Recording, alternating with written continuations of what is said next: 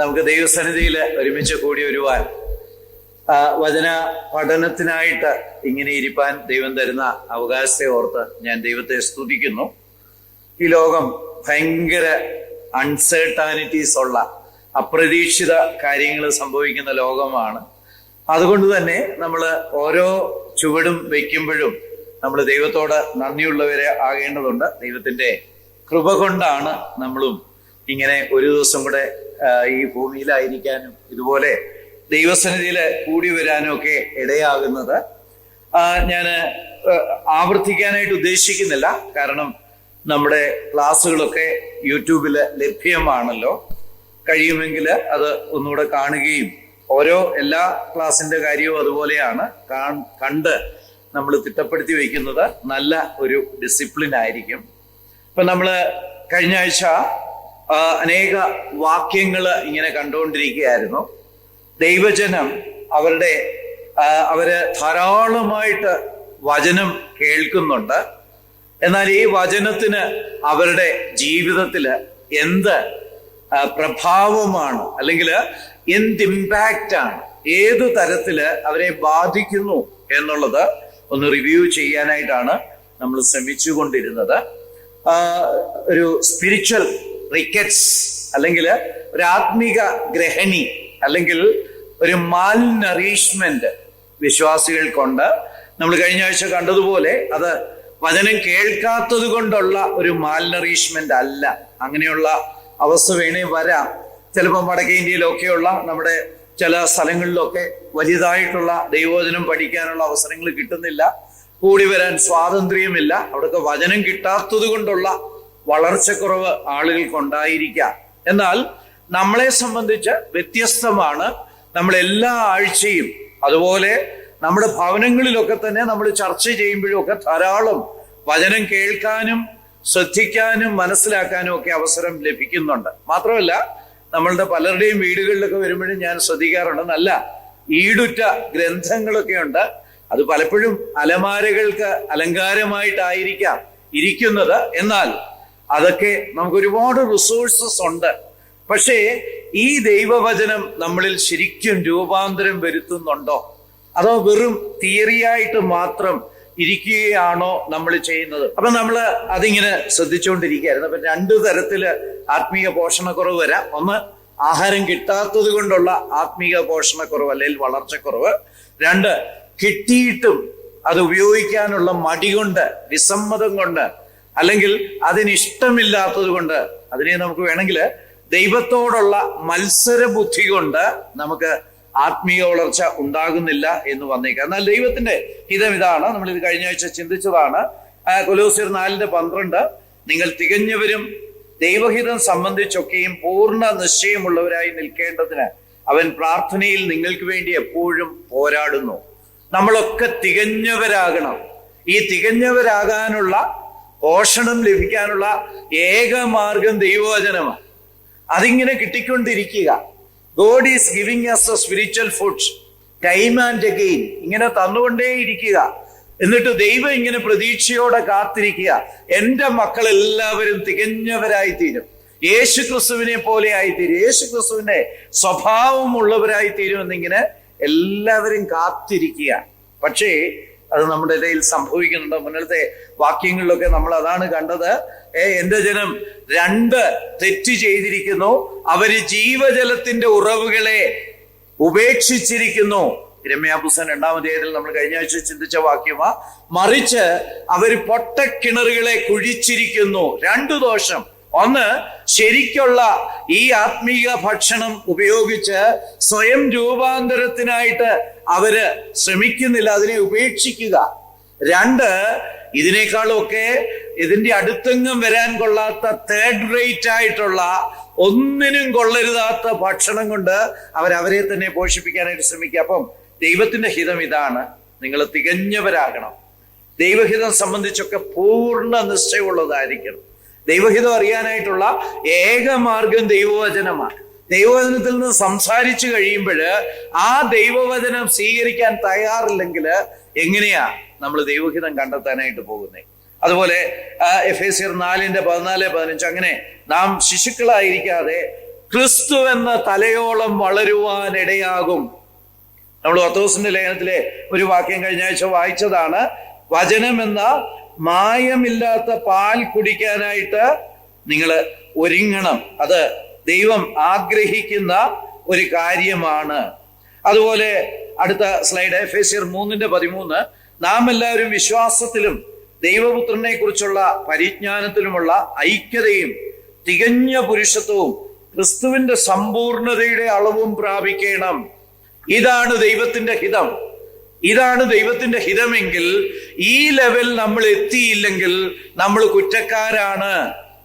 ദൈവം നമ്മളെ കുറിച്ച് ആഗ്രഹിക്കുന്നത് യേശു ക്രിസ്തുവിനോളം വളരണമെന്നുള്ളതാണെങ്കിൽ ഈ ലെവലിൽ നമ്മൾ എത്തിയില്ലെങ്കിൽ നമ്മൾ കുറ്റക്കാരാണ്, അവിശ്വസ്തരാണ്.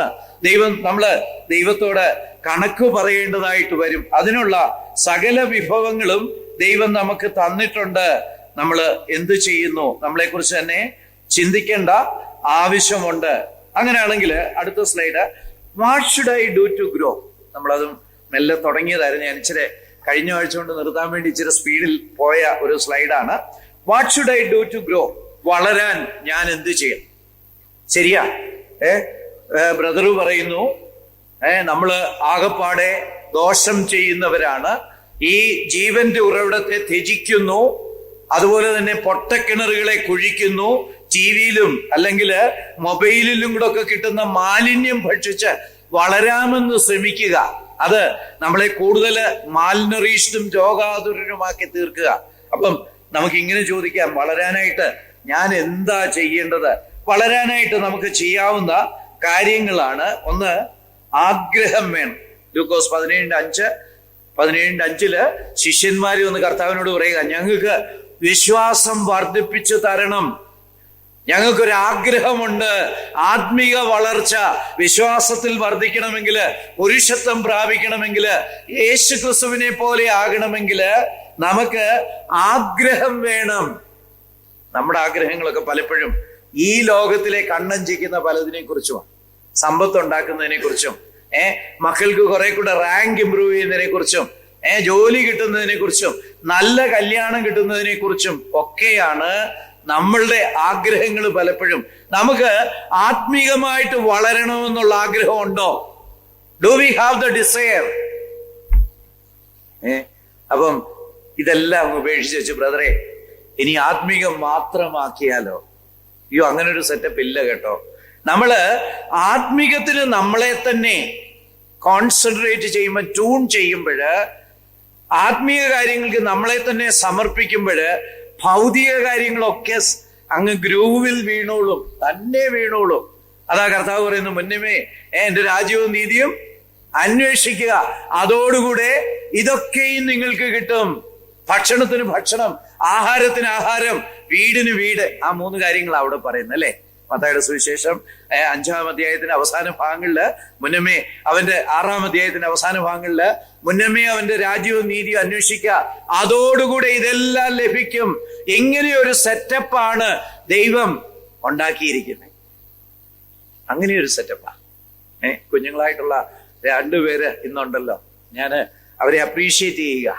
നിങ്ങള് ആത്മീകത്തിന് മുൻഗണന കൊടുക്കുമ്പോൾ ഭൗതികം ഓട്ടോമാറ്റിക്കായിട്ട് it will fall in line. അത് തനിയെ വന്നു ചേർന്നുകൊള്ളും. അതാ കർത്താവ് പഠിപ്പിക്കുന്നത്. ഈ ടയറിന്റെ നട്ട് ഫിറ്റ് ചെയ്യുന്നുണ്ട് അല്ലെ? സാധാരണ ഒരു കാറിന്റെ ടയർ ഫിറ്റ് ചെയ്യണ എത്ര നട്ടാ ഉള്ളേ? നട്ട് ആൻഡ് ബോൾട്ട് സാധാരണ 5.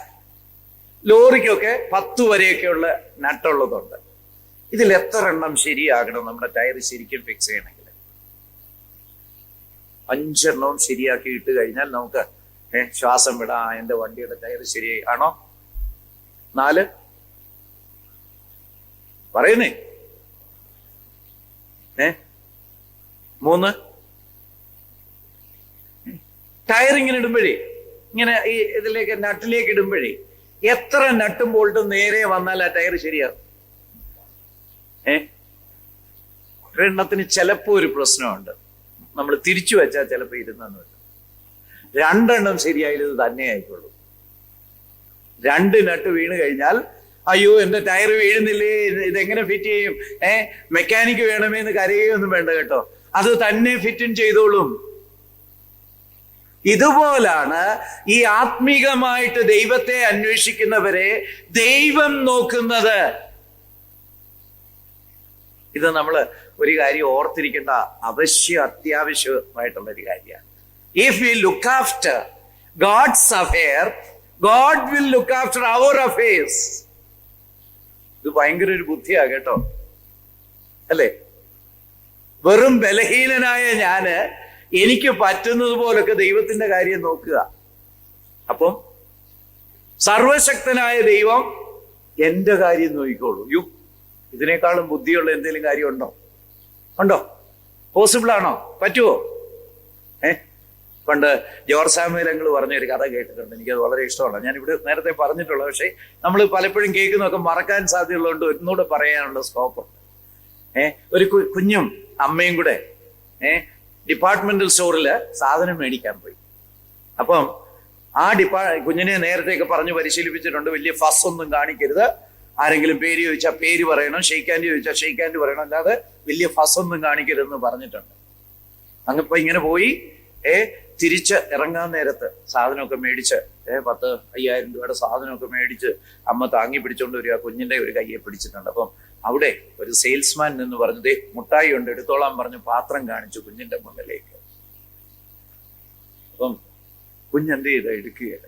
കുഞ്ഞിന്റെ ഇൻസ്ട്രക്ഷൻ എന്നാ, വലിയ ഫസ് ഒന്നും കാണിക്കരുത്, അങ്കിളുമാരൊക്കെ പറഞ്ഞാല് മാനിക്കണമെന്നൊക്കെയാ ഇൻസ്ട്രക്ഷൻ. പക്ഷെ കുഞ്ഞെടുക്കുകയില്ല. അവസാനം പിന്നെ ആ സെയിൽസ്മാൻ തന്നെ ഒരു കൈ വാരി കുഞ്ഞിന്റെ കയ്യിലേക്ക് കൊടുത്തു. ഇങ്ങനെ കുഞ്ഞ് കൈ കൂപ്പി പിടിച്ചു. അപ്പൊ കുഞ്ഞിന് ഇഷ്ടം പോലെ വഴക്കിട്ട്, നീ എന്നാ കാണിച്ചേ? അപ്പം കുഞ്ഞ് അമ്മയോട് പറഞ്ഞു, അമ്മേ, my hands are small, his hands are big. ഞാൻ കൈയിട്ടെടുത്ത എനിക്ക് 1 or 2 കിട്ടത്തുള്ളൂ. His hands are big. ഞാൻ 2 കൈയും കൂടെ കൂപ്പി പിടിക്കുമ്പോൾ എനിക്കൊരു 5-8 എണ്ണമെങ്കിലും കിട്ടുകയല്ലേ? ഇല്ലേ? പ്രിയപ്പെട്ടവരെ, ദൈവവുമായിട്ടുള്ള ഡീലിംഗ് ഇതാ. His hands are big, he is almighty. നമ്മുടെ സകലതും വിശ്വസിച്ചേൽപ്പിക്കാൻ പറ്റിയ ഒരാളാണ് ഈ ദൈവം. ദൈവത്തെ അനുസരിച്ചവര്, ദൈവത്തെ അനുഗമിച്ചവര് നഷ്ടക്കാരായിട്ട് തീർന്നിട്ടില്ല. മുന്നമേ രാജ്യവും നീതി അന്വേഷിക്കുക, അതോടുകൂടെ ഞാൻ ഇതൊക്കെ നൽകിക്കൊള്ളാം എന്നുള്ള അഷ്വറൻസ് ഉണ്ട്. യുണൈറ്റഡ് അഷ്വറൻസ് ഇൻഷുറൻസിനേക്കാളും ഒക്കെ വലിയ അഷ്വറൻസ് ആ കേട്ടോ. Almighty God is assuring. സർവശക്തൻ അഷ്വർ ചെയ്യുക, ഉറപ്പ് തരിക, ഞാന് നോക്കിക്കൊള്ളാം. അപ്പൊ അങ്ങനെയാണെങ്കിൽ നമുക്കൊരാഗ്രഹം വേണം, എന്റെ കർത്താവിന്റെ കാര്യങ്ങളൊക്കെ ഒന്ന് അന്വേഷിക്കണം, ദൈവത്തിന്റെ വചനം എനിക്ക് പഠിക്കണം, എനിക്ക് യേശുക്രിസ്തുവിനെ പോലെ ആയിത്തീരണം. I want to grow. അങ്ങനെ ഈ വചനം പഠിക്കുമ്പോൾ നമ്മുടെ പഠിത്തത്തെ എങ്ങനെ ഹാൻഡിൽ ചെയ്യണമെന്നും ഇതിനകത്ത് ഇൻസ്ട്രക്ഷൻ ഉണ്ടോ? അല്ലെ ജോലിയെ എങ്ങനെ ഹാൻഡിൽ ചെയ്യണമെന്ന് ഇതിനകത്ത് ഇൻസ്ട്രക്ഷൻ ഉണ്ട്. എഫ്.എസ്.സി. ലേഖനം 6-ാം അധ്യായം 1 തൊട്ട് 4 വരെ നമുക്കെല്ലാം അറിയാവുന്നതാ. മക്കളെ, നന്മയുണ്ടാകാനും ദീർഘായുസ് ഉണ്ടാകാനും നിന്റെ അമ്മയപ്പന്മാരെ അനുസരിക്കുക. എന്നിട്ട് അതിന്റെ അടുത്ത സെക്ഷനിൽ പറയുന്ന എന്നാ, അടിമകളോട് പറയുക, നിങ്ങളുടെ യജമാനന്മാർക്ക് ആത്മാർത്ഥമായിട്ട് പണി ചെയ്തു കൊടുക്കണം. ഒന്ന് ആലോചിച്ച് നോക്കിയേ, ആ കാലത്തെ ക്രൂരമായ അടിമ വ്യവസ്ഥയിൽ നിൽക്കുമ്പോൾ പരിശുദ്ധാത്മാവ് പറയുക, ദൈവത്തിനെന്ന പോലെ അവരെ ശുശ്രൂഷിക്കണം, അവരെ സേവിക്കണം. അങ്ങനെയാണെങ്കിൽ നിങ്ങൾക്ക് 2 ശമ്പളം തരും. സർക്കാരിൽ പലർക്കും 2 ശമ്പളമുണ്ട്. ഒന്ന് മേശയുടെ മോളിൽ കൂടെ കിട്ടുന്നു, ഒന്ന് മേശയുടെ താഴെ കൂടെ കിട്ടുന്നു. അങ്ങനെയുള്ളതല്ല. നിങ്ങൾക്ക് 2 ശമ്പളം ഞാൻ അഷ്വർ ചെയ്യാം. അതാ ദൈവം പറയുന്നു. ഒന്ന്, നിങ്ങളുടെ യജമാനൻ നിങ്ങൾക്ക് ശമ്പളം തരും, വസ്ത്രവും ആഹാരവും ഒക്കെ തരുന്നുണ്ട്. ഞാനും പ്രതിഫലം തരും. വിശ്വസ്തമായിട്ട് ഒരു വിശ്വാസി, ഞാനൊരു വിശ്വാസിയാണെന്നുള്ള അവബോധത്തോടെ ചെയ്യുന്ന ഏത് ജോലിക്കും ദൈവപ്രസാദമുണ്ട്, ദൈവിക ശമ്പളമുണ്ട്, പ്രതിഫലമുണ്ട്. അപ്പം പഠിക്കാനുള്ള പ്രിൻസിപ്പിൾ ഇതിനകത്ത് തന്നെയുണ്ട്. അപ്പൊ ഈ വചനം അങ്ങ് പഠിച്ച് മുന്നമേ ഇത് അന്വേഷിച്ച് കളയാം, ഇത് പഠിച്ചു കളയാം. എനിക്ക് യേശുക്രിസ്തുവിനെ പോലെ ആയിത്തീരണം എന്നുള്ള ആഗ്രഹമുള്ള ഒരാൾക്ക് ബാക്കിയുള്ള കാര്യങ്ങൾക്കെല്ലാം ഉള്ള ഇൻസ്ട്രക്ഷൻ ഇതിനകത്ത് തന്നെയുണ്ട്. ഓട്ടോമാറ്റിക് ആയിട്ട് ഒരു സമീകൃതമായിട്ടുള്ള ഒരു ക്രിസ്ത്യ ജീവിതം അങ്ങ് വരും. എന്തുവാ സമീകൃതം എന്ന് പറഞ്ഞ? ഒരു വശത്ത് ഒരു നല്ല ശക്തനായ കാളയും മറുവശത്ത് ഒരൊറ്റക്കാലൻ കാളയും കൂടെ ഒരു കാളവണ്ടി വലിച്ചാൽ എങ്ങനെ ഇരിക്കും? വലിയ പോക്കായിരിക്കും അല്ലേ? കുഴപ്പമായിരിക്കും. ശരിയല്ലേ? രണ്ടു കാളകളും ഒരുപോലെ ആണെങ്കിൽ നമ്മുടെ ആത്മീയ ജീവിതവും ഭൗതിക ജീവിതവും ബാലൻസ് ചെയ്യുന്നതിനെ കുറിച്ചുള്ള ദിവ്യമായിട്ടുള്ള ഇൻസ്ട്രക്ഷൻസ് എല്ലാം ഇതിനകത്ത് തന്നിട്ടുണ്ട്. അതുകൊണ്ട് ഇത് ആവേശത്തോടെ ഉത്സാഹത്തോടെ പഠിക്കുകയും അനുസരിക്കുകയും ചെയ്യുന്നവര് ഒരു രംഗങ്ങളിലും മോശവാനായിട്ട് പോകുന്നില്ല. മുന്നമേ അവന്റെ രാജ്യവും നീതിയും അന്വേഷിക്കുക, അതോടുകൂടെ സകലവും കിട്ടും. പിന്നെ രണ്ടാമത്, ദൈവത്തോട് ഭയവും ബഹുമാനവും വേണം. യഹോവ ഭക്തി ജ്ഞാനത്തിന്റെ ആരംഭമാകുന്നു. യഹോവ ഭക്തി കൊണ്ട് കുഞ്ഞുങ്ങൾ ബൈബിൾ ക്ലാസ്സിൽ ഇരുന്ന് വന്ന് ബൈബിള് പഠിച്ചാൽ, ഞായറാഴ്ച യോഗത്തിന് വന്ന് ട്യൂഷനൊക്കെ ഉപേക്ഷിച്ച് യോഗം അറ്റൻഡ് ചെയ്താൽ, സൺഡേ സ്കൂൾ അറ്റൻഡ് ചെയ്താൽ, അല്ലെങ്കിൽ തിരുവചനം പഠിക്കുന്നതിന് വീട്ടിൽ സമയം വേർതിരിച്ചാൽ അത് യഹോവ ഭക്തിയുടെ അടയാളമാണ്. യഹോവയുടെ വചനം എനിക്കറിയണം, അത് ജ്ഞാനത്തിന്റെ ആരംഭമാണ്. പിന്നെ ജ്ഞാനം കുറവാകുന്നെങ്കിൽ ഔദാര്യമായി സകലവും കൊടുക്കുന്ന ദൈവത്തോട് യാചിപ്പീൻ, അല്ലെ? യാക്കോബിന്റെ ലേഖനത്തിൽ നമ്മൾ വായിക്കുന്ന. അപ്പം ദൈവത്തോട് ഭയവും ബഹുമാനവും വേണം. കുറെ വാക്യങ്ങളുണ്ട്, ഞാൻ എല്ലാ വാക്യങ്ങളിലേക്കും പോകുന്നില്ല. മൂന്നാമത്, വിശപ്പ് വേണം. ഈ വിശപ്പും ആർത്തി, ഇത് രണ്ടും രണ്ടാ. ഇത് ഇവിടെ വിശപ്പെന്ന് ഞാൻ ട്രാൻസ്ലേറ്റ് ചെയ്തെങ്കിൽ ഇത് അപ്പറ്റൈറ്റാ. അപ്പറ്റൈറ്റ് എന്തോ അപ്പറ്റൈറ്റ്. ഞാനിപ്പോ കീറ്റോ എടുത്തോണ്ടിരിക്കുക, എനിക്ക് മിക്ക സമയത്തും വിശപ്പാ. പക്ഷെ ചിക്കൻ തന്നാ വേണ്ട, കഴിക്കാൻ ആർത്തിയില്ല, കഴിച്ചങ്ങ് മടുത്തു. കുറേ ദിവസം ചിക്കൻ കഴിച്ച മടുത്തു എന്ന് പറഞ്ഞാൽ എനിക്ക് അങ്ങോട്ട് അപ്പറ്റൈറ്റ് ഇല്ല ഈ കിട്ടുന്ന സാധനങ്ങൾ കഴിക്കാൻ. എനിക്ക് അങ്ങോട്ട് ആർത്തി തോന്നുന്നില്ല. ഇത് നമുക്കൊക്കെ വരുന്ന അല്ലെ? ചില സമയങ്ങളിൽ നല്ല വിശപ്പുണ്ട്, പക്ഷെ ഒന്നും അങ്ങോട്ട് കഴിക്കാനായിട്ട് തോന്നുന്നില്ല. വിശപ്പും ആർത്തിയും രണ്ടാ. നമുക്കൊരു അപ്പറ്റൈറ്റ് വേണം. എനിക്ക് ഈ വചനം പഠിക്കണം, എനിക്കിത് മനസ്സിലാക്കണം, അതിനുവേണ്ടി ഞാൻ ഗ്രീക്ക് പഠിക്കാൻ തയ്യാറാ, അതിനുവേണ്ടി ഞാൻ ഹീബ്രു പഠിക്കാൻ തയ്യാറാ. അല്ലെങ്കിൽ ഏതെങ്കിലും ഡിക്ഷണറി ഒക്കെ നോക്കാൻ, കമന്ററി നോക്കാൻ ഞാൻ എന്തിനും തയ്യാറാ. അതുപോലെ ആവേശമായി ഇത് പഠിക്കാൻ. നമുക്ക് ആവേശമുണ്ടോ? ഞാൻ ഇതുമായിട്ട് ബന്ധപ്പെട്ട അല്ലെങ്കിൽ എൻ്റെ തന്നെ ഒരു അനുഭവം പറയാം. ഞാൻ ടൈപ്പ് ചെയ്തുകൊണ്ടിരുന്നത് ഈ ഫോണ്ട് വെച്ച, അല്ലാതെ ഒരു ലാംഗ്വേജ് വെച്ചല്ലായിരുന്നു. അതെന്റെ ഗുരുവായിട്ടുള്ള ബെൻസിക് സാർ എനിക്ക് ഉപദേശിച്ചു തന്നാണ്. ഈ ഫോണ്ട് ഡൗൺലോഡ് ചെയ്യാൻ പറ്റും, പക്ഷെ അതിനകത്ത് കുഴപ്പം ഇല്ലും കിട്ടത്തില്ല, ഇങ്ങായും കിട്ടത്തില്ല.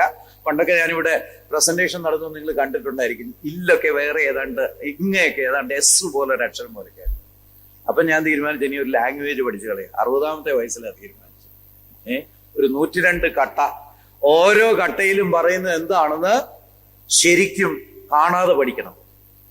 പണ്ടേ ഓർമ്മയില്ല, ഇനി 60ാമത്തെ വയസ്സിൽ ഈ 101 കട്ടയിൽ, ഒരു കമ്പ്യൂട്ടറിൽ 101 കട്ടയുണ്ട്. ഈ 101 കട്ടയിലും ചില കട്ടയിൽ 2 അക്ഷരമുണ്ട്, 2 അതുണ്ട് അല്ലേ? വലിയ അക്ഷരവും ചെറിയ അക്ഷരത്തിനും പകരം 2 മലയാളാക്ഷരം ഉള്ളതുണ്ട്. അതുപോലെ പാടാം. വള്ളിയിടണം, പുള്ളിയിടണം, ദീർഘമിടണം, ആകപ്പാടെ കൊള്ളാം അല്ലേ? പക്ഷേ ഞാനങ്ങ് വാശി പിടിച്ചു, ദൈവം എനിക്കിത് പഠിച്ചേ പറ്റൂ. കാരണം എനിക്ക് നേരെ ടൈപ്പ് ചെയ്യണം. മറ്റേത് പിന്നെ എവിടുന്നേലും ഇള്ളും ഒക്കെ കട്ടെടുത്തോണ്ട് വന്ന് ഒട്ടിച്ചു വെക്കണം അല്ലെ? കട്ട് ആൻഡ് പേസ്റ്റ് നടത്തണം. അപ്പൊ അതുകൊണ്ട് അത് പറ്റത്തില്ല. ദൈവമേ എനിക്ക് പഠിച്ചേ പറ്റുള്ളൂ. അപ്പൊ ഞാൻ ഓർത്തു ഇത് 1 മാസമെങ്കിലും എടുക്കുമെന്ന് ഓർത്ത് 2 ദിവസം കൊണ്ട് നടന്നു. ഇൻ 2 days നോട്ടോസാൻ എന്ന് പറഞ്ഞൊരു ഒരു പാക്കേജ് ഞാൻ ഡൗൺലോഡ് ചെയ്തു. അത് ഫ്രീയാ, നോട്ടോസാൻ എന്നും പറഞ്ഞു. ഇപ്പൊ ഞാൻ നോട്ടോസാനില്ല, ഈ വളരെ ഉരുണ്ട അക്ഷരം ടൈപ്പ് ചെയ്യുന്നു. 2 ദിവസം. ഓർമ്മയില്ലാത്ത എനിക്ക് 2 ദിവസം കൊണ്ട് ഇത് പഠിക്കാൻ പറ്റും. അപ്പറ്റൈറ്റ് ഉണ്ടെങ്കിൽ ഏതും പഠിക്കാം. ഗ്രീക്ക് പഠിക്കണോ, ഹീബ്രു പഠിക്കണോ, എന്തും പഠിക്കാം. അതിന്റെ സീക്രട്ട് ഈ ആവേശമാണ്, ഈ ആർത്തിയാണ്. എനിക്ക് പഠിച്ചേ പറ്റൂ. അങ്ങനെ ഒരു ആർത്തി നമുക്കുണ്ടോ? യോബിന്റെ ദിവസം 23:12, സങ്കീർത്തനം 119:131, 119 സങ്കീർത്തനം മുഴുവൻ വചനത്തെ കുറിച്ചുള്ള സങ്കീർത്തനം. നിന്റെ വചനത്തോടുള്ള എന്റെ പ്രിയം അതിനെക്കുറിച്ചാണ് സങ്കീർത്തനക്കാരൻ പറയുന്നത്. പ്രിയപ്പെട്ടവരെ, നമുക്ക് ആർത്തി വേണം. എത്ര ആർത്തിയുണ്ട്? ഞാൻ കഴിഞ്ഞ ആഴ്ച ചോദിച്ചതുപോലെ ഒരു പ്രാവശ്യമെങ്കിലും ഈ പുസ്തകം ഒന്ന് വായിക്കാൻ കഴിഞ്ഞിട്ടുണ്ടോ? മിനിമം എന്റെ കണക്കിൽ വർഷത്തിൽ ഒന്നാ മിനിമം. അയ്യോ ബ്രദറെ, അത് നടക്കുകയില്ല. 1-ാം തീയതി തുടങ്ങിയ 15-ാം തീയതി ആകുമ്പോഴത്തേക്ക് നിന്നുപോകും. 16-ാം തീയതി റീസ്റ്റാർട്ട് ചെയ്യണമെന്നേ. അപ്പറ്റൈറ്റ് ഉണ്ടെങ്കിൽ നടക്കും. അപ്പറ്റൈറ്റ് ഇല്ല, വിശപ്പില്ല. അപ്പൊ അതുകൊണ്ട് നമുക്ക് വിശപ്പ് വേണം. 4, വചനം ഭക്ഷിക്കണം.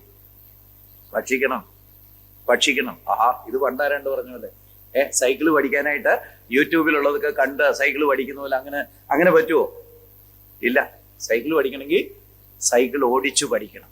നമ്മള് ഒരു വാക്യം എടുത്ത് ശരിക്കും വിശകലനം ചെയ്ത് അതിന്റെ പദാനുപദം വിശകലനം ചെയ്ത് അത് ഒന്ന് ധ്യാനിച്ചു നോക്കി. അപ്പൊ പിന്നെ 2 വാക്യം പഠിക്കാൻ തോന്നും, 3 വാക്യം പഠിക്കാൻ തോന്നും, 4 വാക്യം പഠിക്കാൻ തോന്നും. ഞാനും ഇലാഹിയുമായിട്ട് എന്നും വഴക്കാം. പുള്ളി 2 ദോശ ഇതിനുള്ളൂ രാവിലെ. ഞാൻ പറയടാ, അങ്ങനെ പറ്റുകയില്ല, നീ കൂട്ടി വരണം. എന്നിട്ട് ഞാൻ അവനോട് അതിന് ഉദാഹരണം പറയും. അതിര് മാന്തുന്നുള്ള പരിപാടിയാണ് ആഹാരത്തിന്റെ കപ്പാസിറ്റി കൂടും. അതിര് മാന്തുന്ന നമ്മളാരും ചെയ്യുന്നതല്ല, ഈ അതിര് മാന്തുന്നവർ ചെയ്യുന്ന തന്നെ. ഒരു ദിവസം ഒരു 10 അടി തുരന്ന് അടുത്ത ആളുടെ ആണോ? ഇല്ല, ഒരു ഇച്ചിരി അല്ലെ, ഒരല്പം. അങ്ങനെ 2-3 വർഷം കഴിഞ്ഞ്, അത് ഉടമസ്ഥനല്ല, അമേരിക്കയിലും ആഫ്രിക്കയിലും ഒക്കെ ആണെങ്കിൽ അവന്റെ സ്ഥലത്തിന്റെ പകുതി വരെ കയറും പുള്ളിക്കാരൻ, അല്ലേ? എന്ന് പറഞ്ഞതുപോലാണ് ഈ ആഹാരത്തിന്റെ കപ്പാസിറ്റി കൂടുന്നത്. ഇപ്പൊ കപ്പാസിറ്റി കൂടണേ എന്തോ ചെയ്യണം? ആഹാരത്തിനുള്ള, കഴിക്കാനുള്ള. ഞങ്ങൾക്കൊക്കെ കൂടുതലാ, ഞങ്ങളുടെ പ്രശ്നമാണത്. അല്ല, ആർക്കെങ്കിലും ആഹാരത്തിന് പ്രശ്നമുണ്ട് എന്നോ ചെയ്യണം? കഴിക്കണം. അങ്കിളെ, എനിക്ക് കഴിക്കാൻ പറ്റുന്നില്ല. അപ്പൊ അവരോടുള്ള ഉപദേശം എന്നാ? കഴിക്കണം. എനിക്ക് സൈക്കിൾ ഓടിക്കാൻ പറ്റുന്നില്ല. അവരോടുള്ള ഉപദേശം എന്നാ? സൈക്കിൾ ഓടിക്കണം.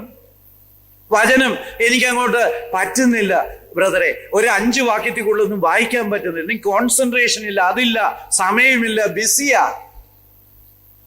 ഈ അസുഖം എല്ലാം മാറും. എന്താ മാർഗം? കുത്തിയിരുന്ന് അങ്ങ് ആസ്വദിച്ച് കുറേശ്ശെ ഒന്ന് പഠിച്ചു നോക്കിക്കേ. നമുക്ക് ഈ വചനത്തോടുള്ള ആ വിശപ്പും അത് ഭക്ഷിക്കാനുള്ള കഴിവും കൂടി വരും. 1 പത്രോസ് 2:1-2 നമുക്കറിയാമല്ലോ. വചനം എന്ന മായമില്ലാത്ത പാലങ്ങ് കുടിക്കണം. അപ്പൊ നമ്മൾ പറയുക, ഈ പിള്ളേര് പറയുന്ന പോലെ ഇങ്ങനെ തട്ടിയൊരു അല്ലെ, കുപ്പിപ്പാലുമായിട്ട് ചെല്ലുമ്പോ തട്ടിയൊരു പോക്കുണ്ടല്ലോ, നമ്മളും അങ്ങനെ ചെയ്തുകൊണ്ടിരിക്കുക. പഠിച്ചാലും ഇത് അബ്സോർവ് ചെയ്യണമെന്ന് താല്പര്യമില്ല, പഠിച്ചാലും അകത്തേക്ക് കയറണമെന്ന് താല്പര്യമില്ല. അപ്പൊ ഇതിനെന്താ മാർഗം? ഭക്ഷിക്കുക എന്നുള്ളത് തന്നെയാ മാർഗം. വചനവും അത് തന്നെയാ പറയുന്നേ. വളരണമെങ്കിൽ വചനമെന്ന മായമില്ലാത്ത പാല് കൂടുതൽ കുടിച്ചോളുക, വളർന്നോളുക. ഇതാണ് കൽപ്പന. വേറെ സൂത്രവാക്യം ഒന്നുമില്ല. 6, ഉടനുടൻ തീരുമാനമെടുക്കണം. ഉടനുടൻ.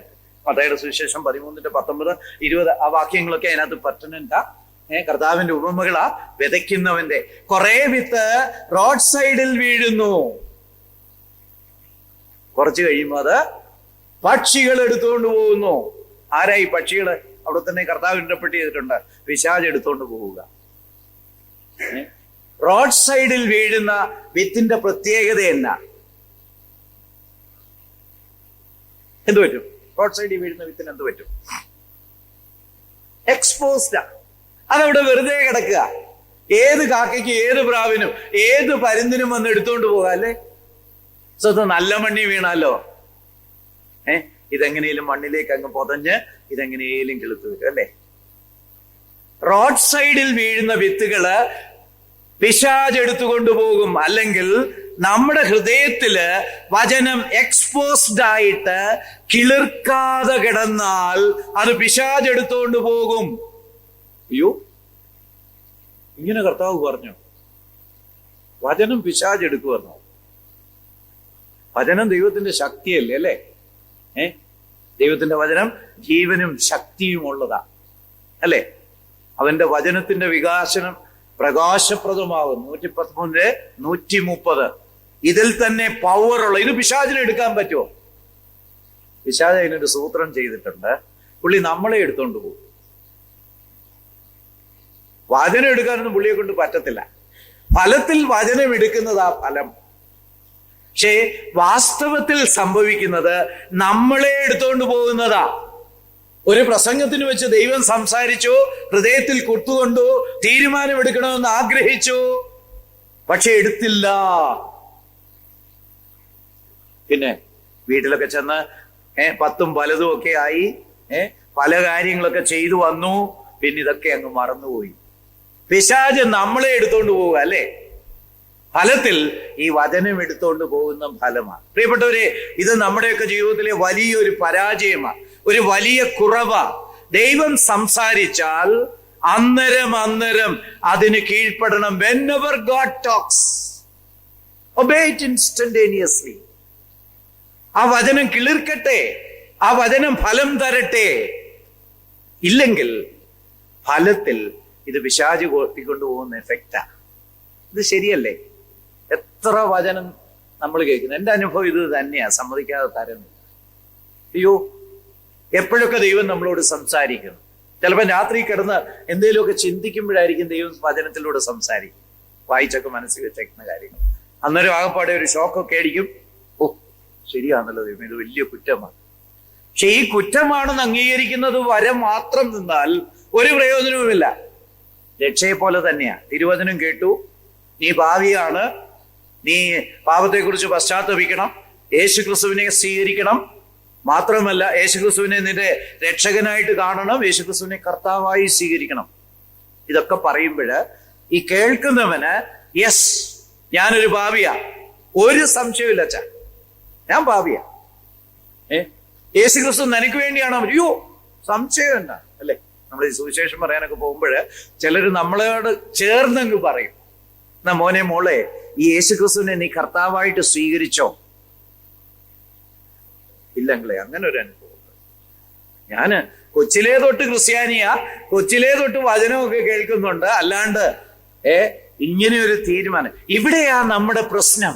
പക്ഷെ ദൈവവചനത്തില് ഓരോ വചനവും ഒരു തീരുമാനത്തിനുള്ള ആഹ്വാനമാണ്.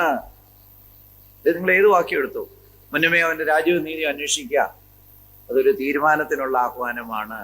അല്ലെങ്കിൽ ദുഃഖിക്കുന്നവർ ഭാഗ്യവാന്മാർ, ദൈവരാജ്യം അവർക്കുള്ളത്, അതിനകത്ത് ഒരു ആഹ്വാനമുണ്ട്. യെസ് ലോർഡ്, എനിക്കിത് മനസ്സിലായി, അതുകൊണ്ട് ദുഃഖിക്കുന്നവനാണെന്നുള്ളതിനെ കുറിച്ച് ഞാൻ ഇനി ദുഃഖിക്കാനായിട്ട് പോകുന്നില്ല. ആത്മാവിൽ ദരിദ്രരായവർ ഭാഗ്യവാന്മാർ. എന്താ ആത്മാവിലെ ദാരിദ്ര്യം എന്ന് പറയുന്നത്? ഹ്യൂമിലിറ്റിയാ, താഴ്ച, താഴ്മ. Yes Lord, I am willing. ഓരോ വാക്യവും ഒരു ഡിസിഷനുള്ള ആഹ്വാനമാണ്, ഒരു ഡിസിഷൻ പോയിന്റ് ആണ്. അത് അന്നേരം ഡിസിഷൻ എടുത്തില്ലെങ്കിൽ വിത്ത് കിളുക്കാതെ റോഡരികിൽ കിടക്കുന്ന വിത്ത് പോലെ ഇരിക്കും. ഇത് നമ്മളെല്ലാവരും ശ്രദ്ധിക്കേണ്ട വളരെ പ്രധാനമായിട്ടുള്ള കാര്യമാണ്.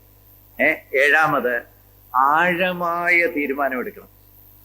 മത്തായി 13:20 അടുത്ത വാക്യത്തില് ചില വിത്തൊക്കെ പെട്ടെന്ന് കിളുത്ത് വരും, പെട്ടെന്ന് കിളുത്ത്.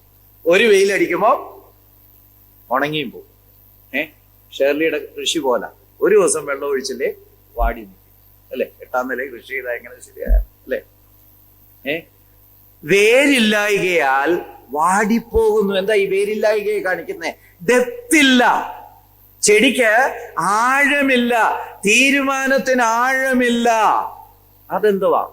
ഇമോഷണലായിട്ട് ഡിസിഷൻ എടുക്കുന്ന.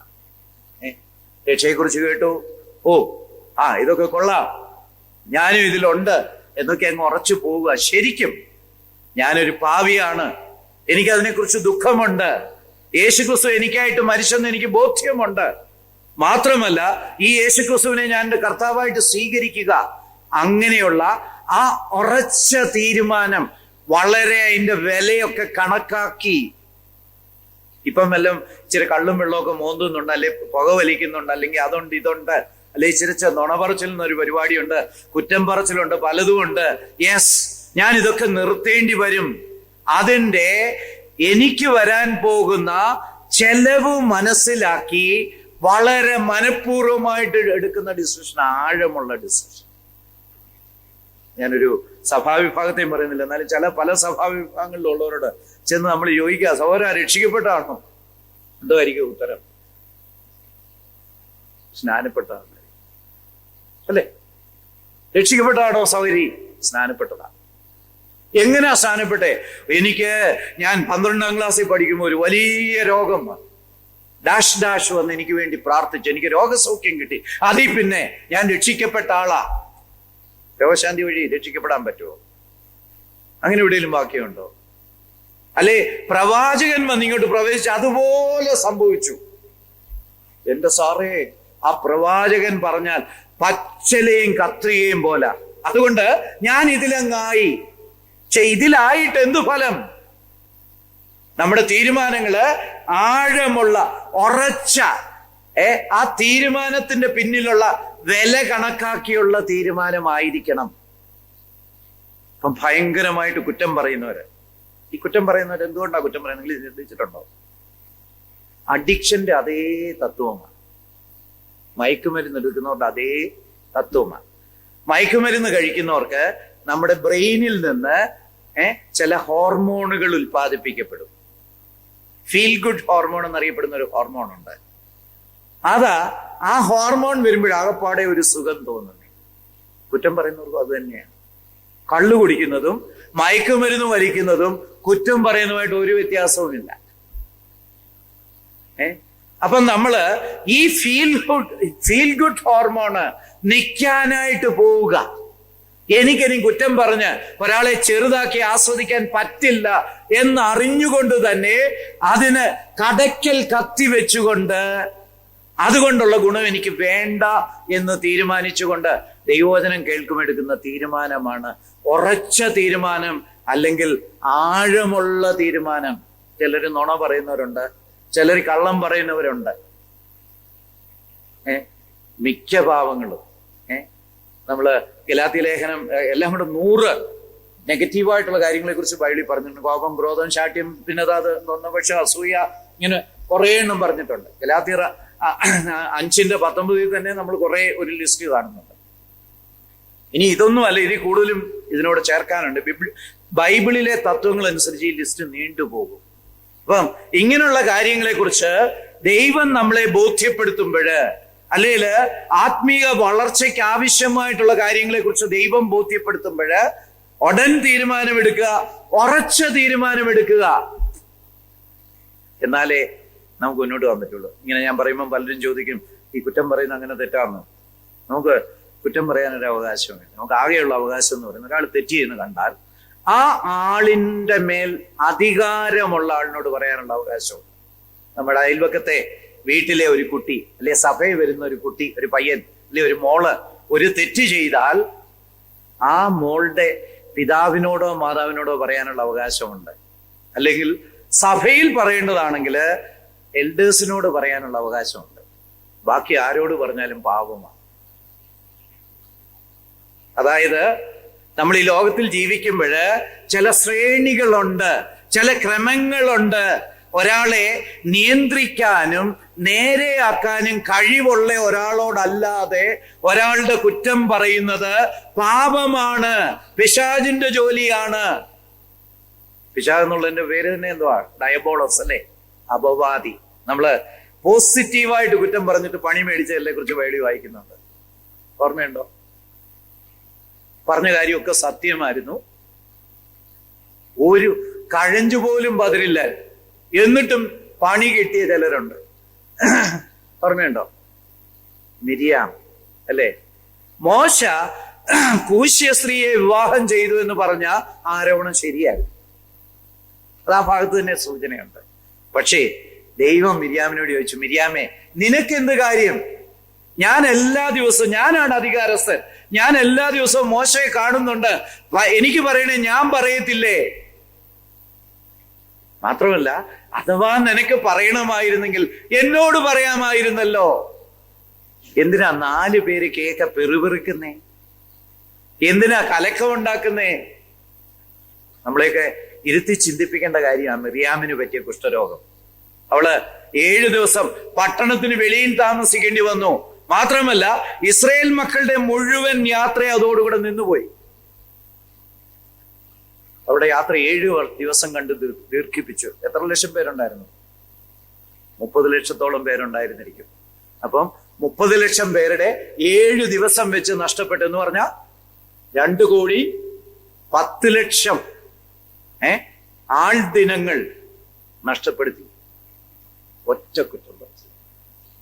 മാത്രമല്ല, ഇന്നും നമ്മളെ പോലുള്ളവര് അവളെ കുറിച്ച് പ്രസംഗിക്കുന്നുണ്ട്. അതിന്റെ കാരണം ഇതാ. പ്രിയപ്പെട്ടവര്, അധികാരസ്ഥരായിട്ടുള്ളവരോട് നമുക്ക് ഒരാളുടെ കുറവിനെ കുറിച്ച് പറയാം, അവരെ കറക്റ്റ് ചെയ്യാൻ, സ്നേഹത്തിൽ അവരെ കറക്റ്റ് ചെയ്യണമെന്നുള്ള ആഗ്രഹത്തിൽ പ്രാർത്ഥനയോടെ പറയാമെന്നല്ലാതെ വേറൊരാളെ കുറിച്ച് കുറ്റം പറയാൻ നമുക്ക് അവകാശമില്ല. ഇത് ഈ പറയുന്ന 100 കാര്യങ്ങളിലും നമുക്ക് ബാധ്യതയുള്ള കാര്യം തന്നെയാണ്. അപ്പൊ അങ്ങനെയാണെങ്കിൽ നമ്മള് ആഴമായ തീരുമാനം എടുക്കണം. അനുസരണം. ഫിലിപ്പി ലേഖനം 3:15-16. അനുസരണം നമ്മുടെ ജീവിതത്തിന്റെ ഒരു ഹോൾമാർക്ക് ആകണം. ഏത് വാക്യം കേട്ടാലും, ഏതൊരു ആശയം കേട്ടാലും അത് സമ്പൂർണമായിട്ടും നമ്മൾ അനുസരിക്കണം. ഇനിയും അടുത്ത സ്ലൈഡിലേക്ക് വരാം. 8 ഞാൻ ഇട്ടേക്കുന്ന 9-ാമത്തെയാണ്. ശ്വസിക്കണം. ശ്വാസോച്ഛ്വാസം വേണം. നമ്മളിപ്പം നല്ല ഗ്ലൂക്കോസ് ഒക്കെ കഴിച്ചാലും മൂക്കും വായി പൊത്തിപ്പിടിച്ചാൽ എന്നാ പറ്റും? ശരിക്കും ഗ്ലൂക്കോസ് കഴിച്ചു, 1/2 കിലോ ഗ്ലൂക്കോസ് കഴിച്ചു, എന്നിട്ട് മൂക്കും വായി പൊത്തിപ്പിടിച്ച് അരമണിക്കൂർ ഇരുന്ന് എന്ത് പറ്റും? ഒരു 2-3 മിനിറ്റ് കഴിയുമ്പോൾ തന്നെ കുഴിച്ചിടാനുള്ള പരിപാടികളൊക്കെ ചെയ്തു തുടങ്ങാം, അല്ലേ? നമ്മൾ വചനം ആഹരിക്കുന്നതിന്റെ കൂട്ടത്തിൽ തന്നെ ജീവവായുവാണ് പ്രാർത്ഥന. ദൈവമേ, ഇത് മനസ്സിലാക്കാൻ നീ എന്നെ പഠിപ്പിക്കണമേ. ഇത് മനസ്സിലായാൽ അനുസരിക്കാനുള്ള താഴ്മ എനിക്ക് തരണമേ. ഇതിനെക്കുറിച്ചുള്ള വെളിച്ചം എനിക്ക് തരണമേ. പങ്കുവയ്ക്കണമെങ്കിൽ മറ്റുള്ളവരോട് പങ്കുവയ്ക്കാൻ നീ സഹായിക്കണമേ. പ്രാർത്ഥന ഇതിന്റെ ഒരു പ്രധാന കാര്യം. മാത്രമല്ല, നല്ല ആത്മീക ശുചിത്വം വേണം. ഇത് ദൈവത്തിന്റെ വചനമാണ്. ഒരു വിശുദ്ധ ഹൃദയം നമുക്ക് വേണം. നമ്മള് കേൾക്കുന്നതൊന്നും ചെയ്യത്തില്ല. ദൈവത്തിന്റെ വചനത്തെ നമ്മൾ ലംഘിക്കുകയും ചെയ്യും. എന്നിട്ട് എനിക്ക് വളരണമെന്ന് പറഞ്ഞ് വാശി പിടിച്ചിരുന്നിട്ട് ഒരു കാര്യവുമില്ല. ആത്മീക ശുചിത്വം വേണം. നമ്മളത് വായിക്കുന്നത് പാപത്തിന്റെ ഏറ്റുപറച്ചിൽ 1 യോഹന്നാൻ 1:7. ഈ 1 യോഹന്നാൻ 1:7 അനേകരും പാപികളോട് പറഞ്ഞേക്കുന്നതാണ്. അവന്റെ പുത്രനായ യേശുവിന്റെ രക്തം നമ്മെ നമ്മുടെ സകല പാവങ്ങളും പോക്കി ശുദ്ധീകരിക്കുന്നു എന്നുള്ള വാക്യം പലരും ചിന്തിക്കുന്നത് രക്ഷിക്കപ്പെടാത്ത പാപികളെ കുറിച്ച് ഒന്നാണ്. അല്ലല്ല, എന്നെ കുറിച്ചും നമ്മൾ ഓരോരുത്തരെ കുറിച്ചുള്ള വാക്യമാണ്. അത് എവിടെയാ അപ്ലൈ ചെയ്യേണ്ടത്? എപ്പോൾ നമ്മളിൽ പാപം വരുന്നു അപ്പോൾ നമ്മൾ കഴിഞ്ഞ ദിവസം ചിന്തിച്ചതുപോലെ നമ്മുടെ രക്ഷിക്കപ്പെട്ട ശേഷമുള്ള ജീവിതത്തിൽ ഏറ്റുപറഞ്ഞുപേക്ഷിക്കാത്ത പാപങ്ങൾ ഒന്നും ക്ഷമിക്കപ്പെടത്തില്ല. ഇതിനൊരു സംശയവും വേണ്ട. രക്ഷിക്കപ്പെട്ട ഒരാളുടെ ജീവിതത്തിൽ ഏറ്റുപറഞ്ഞുപേക്ഷിക്കാത്ത, ഉപേക്ഷിച്ച് യേശുക്രിസ്തുവിന്റെ രക്തത്തിലൂടെ മോചനം ലഭിക്കാത്ത ഒരു പാപവും ക്ഷമിക്കപ്പെടത്തില്ല. നമ്മൾ ദൈവത്തിനില്ലാത്ത ചില ഗുണവിശേഷങ്ങൾ ഉണ്ടാക്കി കൊടുക്കാമെന്നൊക്കെ തീരുമാനിച്ച് പുറപ്പെട്ടിട്ടുണ്ടല്ലേ. പാപം ചെയ്താൽ ദൈവം അങ്ങ് ക്ഷമിച്ചോളൂ ഏകപക്ഷീയമായിട്ട്. ഇല്ല പ്രിയപ്പെട്ടവരെ, പാപം ചെയ്താൽ ആ പാപം ഏറ്റുപറഞ്ഞ് യേശുക്രിസ്തുവിന്റെ രക്തത്തിൽ അഭയം പ്രാപിച്ച് ഉപേക്ഷിക്കുക തന്നെ വേണം. അപ്പം നമുക്ക് ആത്മീക വിശുദ്ധി വേണം, ആത്മീക ശുചിത്വം വേണം, പാപത്തിന്റെ ഏറ്റുപറച്ചിൽ വേണം. പിന്നെ കരുതലുള്ള ഒരു കുടുംബ ആവശ്യം, ഒരു കൂട്ടായ്മ. അത് സഭയുടെ തലത്തിലും കുടുംബത്തിന്റെ തലത്തിലും ബാക്കി ഏതൊക്കെ തലത്തിൽ പറ്റും. കൂട്ടായ്മ അവശ്യം, അത്യാവശ്യം. 1 യോഹന്നാൻ 1:3 യോഹന്നാൻ പറയുകയാണ്, നിങ്ങൾക്ക് ഞാനിത് എഴുതുന്നത് നമ്മൾക്ക് തമ്മിൽ കൂട്ടായ്മ ഉണ്ടാകണം, അതുപോലെ ഞങ്ങൾക്ക് ദൈവത്തോടും കൂട്ടായ്മയുണ്ട്. ഒരു ട്രയാങ്കുലർ, ഒരു 3 വശങ്ങളുള്ള ഒരു കൂട്ടായ്മയുടെ ചിത്രമാ കാണുന്നത്. വിശ്വാസിയും ദൈവവും തമ്മിലുള്ള ഒരു കൂട്ടായ്മയുടെ ഒരു ത്രികോണമുണ്ട്. അങ്ങനെയുള്ള കൂട്ടായ്മയുടെ ത്രികോണങ്ങൾ നമ്മൾ ഉണ്ടാക്കിയെടുക്കണം. സഭ അങ്ങനെ ഒരു സ്ഥലമായി മാറണം. എല്ലാവരും തമ്മിൽ കൂട്ടായ്മ. നമ്മുടെ പ്രിയ സഹോദരൻ വന്നിട്ടുണ്ടല്ലോ, സഹോദരന് തോന്നണം ഇതൊരു കൂട്ടായ്മയുടെ സ്ഥലം, ഇതൊരു സ്നേഹത്തിന്റെ സ്ഥലമാണ്. പലപ്പോഴും നമ്മളൊക്കെ നമ്മുടെ ഇപ്പൊ ഞായറാഴ്ച യോഗം കഴിഞ്ഞാൽ തന്നെ നമ്മുടെ അടുപ്പമുള്ളവരോടൊക്കെ ചേർന്ന് ഇങ്ങനെ വർത്താനം പറയും അല്ലെ. 15 മിനിറ്റ് വർത്താനം പറഞ്ഞാൽ അതിനകത്ത് 13 മിനിറ്റും അടുപ്പമുള്ളവരോടായിരിക്കും. ബാക്കി 2 മിനിറ്റാണ് അന്ന് പുതിയതായിട്ട് വന്നിട്ടുള്ളവരോ അല്ലെ നമുക്ക് വലിയ അടുപ്പമില്ലാത്തവർക്കുമായിട്ടാണ് നമ്മൾ ചെലവിടുന്നത്. ഇല്ല, ഒരു കൂട്ടായ്മയുടെ ഒരു ഒരു ചുറ്റല് നമ്മുടെ ചുറ്റും, ഒരു കൂട്ടായ്മയുടെ ഒരു പ്രൊട്ടക്ഷൻ, ഒരു വേലി ആവശ്യമാണ്. കുടുംബവും അങ്ങനെയാണ്. കുടുംബത്തിലെ ഡിസ്കഷൻസ് ഒക്കെ അവരെ ഇവരെയും കുറിച്ചുള്ള കുറ്റം പറച്ചിലാകരുത്. മറിച്ച് ആത്മീയ കാര്യങ്ങള്, ചില ഡിസ്കഷൻസ്, ചിലപ്പം ചില ചെറിയ സ്നേഹത്തിലുള്ള തർക്കങ്ങള്, അങ്ങനല്ലല്ലോ അത്, ഇങ്ങനല്ലേ. നമ്മുടെ ചർച്ച മുഴുവൻ ഈ ദൈവത്തിൽ അങ്ങ് കേന്ദ്രീകൃതമായാൽ കുഞ്ഞുങ്ങൾക്കും ദൈവവചനത്തോട് ഭയങ്കര സ്നേഹമാകും അല്ലേ.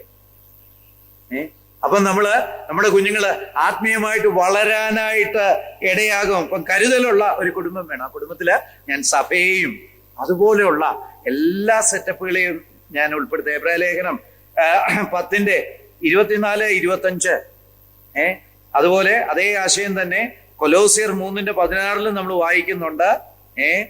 2 തെസ്സലോനിക്കർ 5:11 കൂട്ടായ്മയുടെ പ്രാധാന്യം. ഈ കൂട്ടായ്മയിൽ വെച്ചാണ്, നല്ല കൂട്ടായ്മ ഉണ്ടെങ്കിൽ നമ്മുടെ കുറവുകളൊക്കെ ഉണ്ടെങ്കിലും ചിലപ്പോൾ പോയിന്റ് ഔട്ട് ചെയ്തെന്ന് വരും. സൗര ഇന്നത്തെ പ്രസംഗത്തിന് ഭയങ്കര സ്പീഡായി പോയി. എന്നോട് പലരും പറഞ്ഞിട്ടുണ്ട്, ഇവിടെ തന്നെ പലരും പറഞ്ഞിട്ടുണ്ട്. ഇത്രയും ലളിതമായ കാര്യങ്ങൾ ഇത്രയും കട്ടിയാക്കുന്ന എന്തിനാ സൗര എന്ന് ചോദിച്ചിട്ടുള്ളവരുണ്ട്.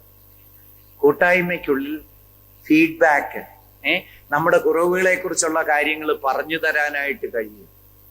കൂട്ടായ്മയുടെ ഒരു വൃന്ദം നമ്മുടെ ചുറ്റുമുണ്ടാവണം. പിന്നെ പതിവ് വ്യായാമം ആവശ്യമാണ്. സ്പിരിച്വൽ എക്സർസൈസസ്, ആത്മീക ശിക്ഷണം. അതില് പ്രാർത്ഥനയുണ്ട്, വചനവായനയുണ്ട്, വചനധ്യാനമുണ്ട്. വചനവായനയും വചനധ്യാനവും തമ്മിലുള്ള വ്യത്യാസം എന്താണ്? വചനവായന ചിലപ്പോൾ നമ്മൾ ഒരു അധ്യായമായിരിക്കും വായിക്കുന്നത്.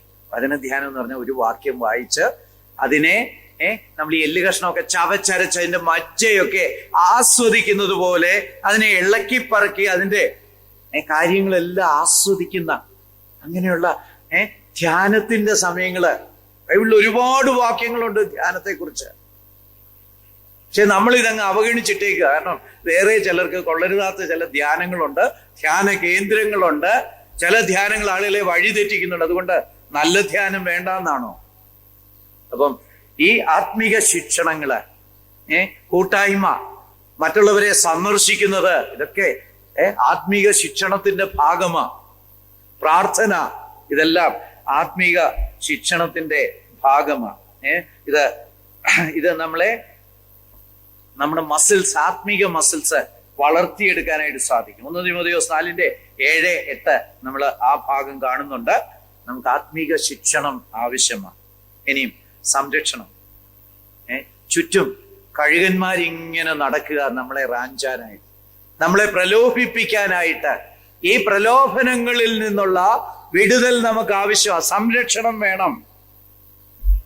അതിന്റെ ഏറ്റവും നല്ല ഗാർഡ് എന്ന് പറയുന്നത് പരിശുദ്ധാത്മാവ് അല്ലേ. പക്ഷെ പുള്ളിക്ക് കീഴടങ്ങി കൊടുക്കണം നമ്മളെ സംരക്ഷിക്കാൻ. ദൈവം നമ്മുടെ സംരക്ഷകനാണ്. മാത്രമല്ല നമ്മൾ തന്നെ നമ്മുടെ സംരക്ഷകരാ. എന്നെ സ്നേഹിക്കുന്നവൻ തന്നെത്താൻ സൂക്ഷിക്കുന്നു. അയ്യോ, പാപത്തിൽ ചെന്നുപെടാൻ എനിക്ക് ഇഷ്ടമില്ല, ഇത് തെറ്റാണെന്നറിയാം, എന്നാലും ഇന്നും കൂടെ ചെയ്യട്ടെ എന്ന് ചിന്തിക്കാനുള്ള സ്കോപ്പില്ല. ദൈവം നമ്മുടെ സംരക്ഷകനാണ്. പരിശുദ്ധാത്മാവ് നമ്മുടെ സംരക്ഷകനാണ്. നമ്മളെയും നമ്മുടെ സംരക്ഷകരായിട്ട് വെച്ചിരിക്കുന്നു. സഭയിലുള്ള സഹോദരന്മാരെയും നമ്മുടെ സംരക്ഷകനായിട്ട് വെച്ചിരിക്കുന്നു അല്ലേ. പണ്ട് കയ്യിനോട് ഹാബേൽ എന്ത് ചെയ്യുന്നു ചോദിച്ചപ്പോൾ ഞാന് എന്റെ സഹോദരന്റെ സംരക്ഷകനാണോ എന്ന് ചോദിച്ചാൽ നമ്മൾ വായിക്കുന്നുണ്ടല്ലേ. അതെ, സംരക്ഷണം ആവശ്യമാണ്. പിന്നെ ഉത്തരവാദിത്തങ്ങൾ നിറവേറ്റണം. നമുക്ക് ഓരോരുത്തർക്കും ഉള്ള ഉത്തരവാദിത്തങ്ങള്, കാര്യവിചാരകത്വം പടിപടിയായിട്ട് നിവർത്തിച്ചു കൊണ്ടേയിരിക്കണം. അത് ദൈവവചനത്തിൽ നമ്മളോട് ഇങ്ങനെ ഉപദേശിച്ചു കൊണ്ടേയിരിക്കും. നമ്മൾ എത്രയോ തീത്തോസിന്റെ പുസ്തകം തന്നെ വായിച്ചാൽ അവിടെ സൽപ്രവൃത്തികളെ കുറിച്ച് 7 വാക്യങ്ങളും കാണുന്നു. സൽപ്രവൃത്തികൾ ചെയ്യുന്നത്. ഇപ്പം നമ്മുടെ ഉത്തരവാദിത്വങ്ങള്, മറ്റുള്ള വിശ്വാസികളോടുള്ള ഉത്തരവാദിത്വങ്ങള്, സാമ്പത്തികമായിട്ടും അല്ലാതെയുമുള്ള ഉത്തരവാദിത്വങ്ങൾ നിർവഹിക്കണം. നമ്മുടെ കണ്ണുകള് തുറക്കണം, പേഴ്സുകൾ തുറക്കണം. അവരെ പോയി കാണേണ്ട ആവശ്യമുണ്ടെങ്കിൽ കാണാൻ പോകണം. അവരെ പ്രോത്സാഹിപ്പിക്കണമെങ്കിൽ, പ്രോത്സാഹിപ്പിക്കുന്ന കാര്യത്തിലൊക്കെ നമ്മൾ എത്ര പിശുക്കന്മാരല്ലേ. കള്ളം പറഞ്ഞു പ്രോത്സാഹിപ്പിക്കേണ്ട ആവശ്യമൊന്നുമില്ല. എല്ലാവർക്കും എന്തെങ്കിലുമൊക്കെ നന്മ കാണും. അത് പറഞ്ഞ് അവരെ പ്രോത്സാഹിപ്പിച്ച് ഉത്സാഹിപ്പിച്ച് അവരെ ആത്മീയമായിട്ട് വളർത്തിക്കൊണ്ടുവരേണ്ട ആവശ്യമുണ്ട്. ഞങ്ങളുടെ ലിയക്കുട്ടിയെ ആണെങ്കിൽ കൈയടിക്കാൻ അവിടെ എന്ന് പറഞ്ഞാൽ മതി, അവൾ എന്നോ വേണം ചെയ്യും. മേശപ്പുറത്തൊന്ന് താഴെ ചാടാൻ പറഞ്ഞാൽ അവൾ മേശപ്പുറത്തൊന്ന് താഴെ ചാടും. അപ്പച്ചൻ കൈയടിക്കാമെന്ന് പറഞ്ഞാൽ മതി. പ്രോത്സാഹനം അത്ര ആവശ്യമാണ്. അത് നമ്മൾ പ്രായമുള്ളവർക്ക് ആവശ്യമാണോ? തീർച്ചയായിട്ടും. നമ്മൾ അത്രയും പ്രകടിപ്പിക്കത്തില്ലെന്നേ ഉള്ളൂ. നമുക്ക് എല്ലാവർക്കും പ്രോത്സാഹനം ആവശ്യമാ. ഭാര്യ നല്ല കറി വെച്ചാൽ കറി നന്നായിരിക്കുന്നെന്ന് പറയേണ്ട ആവശ്യമുണ്ട്. ഭർത്താവ് ഒരു നല്ല കാര്യം ചെയ്താല് നന്നായിട്ട് ചെയ്തു എന്ന് പറയേണ്ട ആവശ്യമുണ്ട്. പ്രോത്സാഹനം നമുക്ക് എല്ലാവർക്കും ആവശ്യമാണ്. ചാപ്മാൻ എന്ന് പറഞ്ഞൊരു മനുഷ്യന് ഭാര്യ ഭർത്താക്കന്മാരിലുള്ള 5 ലവ് നീഡ്സ് ഐഡന്റിഫൈ ചെയ്തിട്ടുണ്ട്. വളരെ മനോഹരമായിട്ടുള്ളൊരു ബുക്കാണ് 5 ലവ് നീഡ്സ്. അതിലൊന്നാണ് അപ്രീസിയേഷൻ. മറ്റുള്ളവരെ അപ്രീഷിയേറ്റ് ചെയ്യും. സഭയിലും യുവാക്കന്മാരെയൊക്കെ അപ്രീഷിയേറ്റ് ചെയ്യേണ്ട കാര്യമുണ്ട്. അപ്രീഷിയേറ്റ് ചെയ്യാൻ വളരെ എളുപ്പം, എൻകറേജ് ചെയ്യാൻ വളരെ എളുപ്പമാണ്. അതിലുള്ള ഏതെങ്കിലും ഒരു പോസിറ്റീവ് കണ്ടുപിടിക്കുക. അവൻ പറഞ്ഞതിലോ ചെയ്തതിലോ അവന്റെ മനോഭാവത്തിലോ രീതിയിലോ ഉള്ള ഏതെങ്കിലും ഒരു പോസിറ്റീവ് കണ്ടുപിടിക്കുക. നമ്മളിപ്പോ നെഗറ്റീവ് കണ്ടുപിടിക്കാൻ നടക്കുക. ഇതിന്റെ കുഴപ്പം വല്ലതും ഉണ്ടോ ഒന്ന് ഡിസ്കറേജ് ചെയ്യാന്. ഇവിടെ യുവാക്കന്മാരായിട്ടുള്ളവരെ അപ്പം മുറിക്കാനൊക്കെ ഏൽപ്പിച്ചോ പലരും വലിയ പരാതിയാണ്. ഇവർക്കറിയാമോ ഇവരെങ്ങനെ ചെയ്യും? അയ്യോ, അതിനു പകരം സഹോദരൻ അത് ചെയ്ത് നന്നായി എന്ന് അങ്ങനെയുള്ളവരോടൊന്ന് പറഞ്ഞാലോ. തോളയിലൊന്ന് തൊട്ടി വെൽ ഡൺ. ഇത് മറ്റുള്ള സ്ഥലത്ത് നമ്മൾ കാണുന്നില്ല. ഇവിടെങ്കിലും നിങ്ങൾക്ക് ഇതിനൊക്കെ നേതൃത്വം കൊടുക്കാൻ കഴിയുന്നല്ലോ. ഒന്ന് തോളെ തട്ടിയാൽ എത്രയോ അനുഗ്രഹീതമാ. ഈ തോളെ തട്ടല് സ്വർഗത്തിൽ അവര് ചെല്ലുമ്പോഴും അന്നും പ്രതിബിംബിക്കും. അവരാത്മീയമായിട്ട് ഉത്തേജനം പ്രാപിച്ച് കർത്താവിന് വേണ്ടി കൂടുതൽ ആയിത്തീരുമ്പോൾ, യേശു ക്രിസ്തുവിനെ പോലെ ആയിത്തീരുമ്പോൾ സ്വർഗത്തിൽ അവരെന്നും മിന്നിത്തിളങ്ങും. ഇത് ചെയ്യുന്നവനും മിന്നിത്തിളങ്ങും. ഇത് നമ്മൾ സാധാരണ മാനേജ്മെന്റിൽ വിൻ എന്നൊക്കെ പറയും. 2 പേർക്ക് നേട്ടമുള്ള കാര്യങ്ങൾ. ഇതൊരു വിന്നാണ്. നമ്മുടെ ജീവിതത്തില് നമ്മുടെ ഉത്തരവാദിത്തങ്ങള് നിറവേറ്റണം. ഇനി അവസാനമായിട്ട് നിത്യതയിലെ പോസിറ്റീവ് നെഗറ്റീവ് പ്രതിഫലങ്ങളെ കുറിച്ചുള്ള അവബോധം വേണം. ഈ വചനം ഞാൻ മനസ്സിലാക്കിയിട്ടും അനുസരിച്ചില്ലെങ്കിൽ ഇതിന് നിത്യമായ ദൂഷ്യമുണ്ട്. ഇതിന് നിത്യമായ, ഞാൻ നേരെ ചൊവ്വേ ചെയ്താൽ, ഞാൻ വചനത്തോട് വിശ്വസ്തനാണെങ്കിൽ ഇതിന് നിത്യമായ പ്രതിഫലമുണ്ട്. I am not going to be a loser. ഈ നിത്യതയിലുള്ള ഇമ്പാക്ട് ദാനിയേല് 12:2-3 പറയുന്നത്, ദാനിയേലേ പൊയ്ക്കൊള്ളുക, അനേകരെ ദൈവത്തിങ്കിലേക്ക് തിരിക്കുന്നവര് സൂര്യനെ പോലെ പ്രകാശിക്കും നിത്യതയിൽ. നീ പൊയ്ക്കോ. ഇത് തന്നെ 1 കൊരിന്ത്യർ 15:39-42 നമ്മൾ വായിക്കുന്നു. നക്ഷത്രങ്ങളെ പോലെ പ്രകാശിക്കുന്ന വിശ്വാസികൾ നിത്യതയിലുള്ള പോസിറ്റീവായിട്ടുള്ള അല്ലെ ക്രിയാത്മകമായിട്ടുള്ള നന്മപരമായിട്ടുള്ളതും തിന്മപരമായിട്ടുള്ള കാര്യങ്ങളെ കുറിച്ച്, അല്ലെങ്കിൽ നമ്മൾ ചെയ്യുന്ന കാര്യങ്ങള് നമ്മളെ എങ്ങനെ ബാധിക്കും എന്നുള്ളതിനെ കുറിച്ച് ഒരവബോധം വേണം. ചുമ്മാ അങ്ങ് ജീവിച്ചു കളയാം എന്ന് ചിന്തിക്കുന്നതിന് പകരം what is going to happen ഓർമ്മിക്കേണ്ട ചില കാര്യങ്ങള്. താഴെ പറയുന്നതുപോലെ ആത്മീക പക്വത ഉണ്ടാകുകയില്ല, ആത്മീക വളർച്ച ഉണ്ടാകത്തില്ല. എങ്ങനെയൊക്കെയാ? തനിയെ അങ്ങ് ഉണ്ടാകത്തില്ല. ബ്രദറെ, ഞാൻ രക്ഷിക്കപ്പെട്ടിട്ട് 70 വർഷമായി, ദൈവം എന്നെ നടത്തുന്നു, പക്ഷെ ഒരു പ്രാവശ്യം പോലും ബൈബിൾ വായിച്ചിട്ടില്ല, സഭയിൽ ഒരു പ്രാവശ്യം പോലും ഒന്ന് എഴുന്നേറ്റിട്ടില്ല, ഒന്ന് പ്രാർത്ഥിച്ചിട്ടില്ല, ആത്മീയ ജീവിതത്തില് വേണ്ട വളർച്ചയില്ല. പിന്നെ ഈ 70 വർഷത്തിന് എന്നാ വില അല്ലേ? ശരിയല്ലേ? എല്ലാരും എല്ലാം ചെയ്യണമെന്നല്ല. ആത്മീയ വളർച്ചയുടെ ഇത് ലക്ഷണങ്ങള് ഉണ്ടാകേണ്ടിയിരിക്കുന്നത്. ഇത് ഓട്ടോമാറ്റിക് ആയിട്ട് വരത്തില്ല പ്രിയപ്പെട്ടവരെ. ഒഴുക്കനുസരിച്ച് അങ്ങ് പൊക്കളയാം എന്ന് വിചാരിച്ചാൽ തനിയെ വന്നുകൊള്ളും. അത് വരത്തില്ല. ഉപ്പുമാങ്ങ ഉപ്പിലിട്ടാൽ തനിയെ ഉപ്പകത്ത് കയറുമായിരിക്കും. പക്ഷേ ആത്മീയ മെച്യൂരിറ്റി ഉണ്ടാകത്തില്ല. അത് വേഗത്തിലും ഉണ്ടാകത്തില്ല. ഞാൻ ഒരു പ്രാവശ്യം ബൈബിൾ വായിച്ചു, എന്നിട്ട് എത്ര വളർന്നു എന്നൊക്കെ നോക്കിയപ്പോൾ കാര്യമായിട്ട് വളർന്നിട്ടില്ല. എന്നാ ഇനി പരിപാടി നിർത്തിക്കളയാ. അല്ലെ പ്രാർത്ഥിച്ചു, വളരുന്നില്ല. ഇല്ല, വളർച്ച അതിവേഗത്തിലൊന്നും നടക്കുന്നില്ല. ഇതൊരു ജീവിതകാലത്തെ സമസ്യ. രക്ഷിക്കപ്പെടുന്ന ദിവസം തൊട്ട് മരിക്കുന്ന ദിവസം വരെ വളർന്നുകൊണ്ടേയിരിക്കണം. എന്നാലാ 95 മാർക്കോ 98 മാർക്കോ ഒക്കെ ആത്മീയമായിട്ട് കിട്ടുന്നേ. ഇനിയും ഇത് അച്ചടക്കം കൂടാതെ നടക്കുമെന്നും വിചാരിക്കണ്ട. രാവിലെ ഇച്ചിരി നേരത്തെ എഴുന്നേക്കാൻ മടി വിചാരിച്ചിട്ട് പിന്നെ ഞാൻ ബിസിയാ എന്ന് പറഞ്ഞിട്ടൊന്നും കാര്യമില്ല. അച്ചടക്കം, ഡിസിപ്ലിൻ, ഒരു പങ്ക്ച്വാലിറ്റി കാര്യങ്ങൾക്ക്. ചില ആൾക്കാർക്ക് സഭായോഗത്തിന് വരുന്നതിന് പോലും അതില്ല. അവർക്ക് പങ്ക്ച്വാലിറ്റി ഉണ്ട്. കൃത്യം 22 മിനിറ്റ് താമസിച്ച് വരണം, അല്ലെങ്കിൽ 30 മിനിറ്റ് താമസിച്ച് വരണം എന്നുള്ള കാര്യത്തിൽ പങ്ക്ച്വാലിറ്റി ഉണ്ട്. നമ്മുടെ ജീവിതത്തിൽ അച്ചടക്കം ആവശ്യമാണ്. അച്ചടക്കമില്ലാതെ ആത്മീയ വളർച്ച ഉണ്ടാകുന്ന ചിന്തിക്കുകയേ വേണ്ട. നമുക്ക് തന്നെ വിലയിരുത്താം. നമ്മൾ മറ്റുള്ളവരെ വിലയിരുത്തണ്ട, നമുക്ക് തന്നെ വിലയിരുത്താം. എന്റെ ജീവിതത്തിൽ ആത്മീയ അച്ചടക്കം ഉണ്ടോ? ഇല്ലെങ്കിൽ എനിക്ക് ആത്മീയ പക്വതയില്ല. അപ്പം അച്ചടക്കമില്ലാതെ ആത്മീയ പക്വത ഉണ്ടാകുമെന്ന് നമ്മൾ വിചാരിക്കേണ്ട. ഇനിയും ഇത് വളരെ പ്രധാനമാണ്.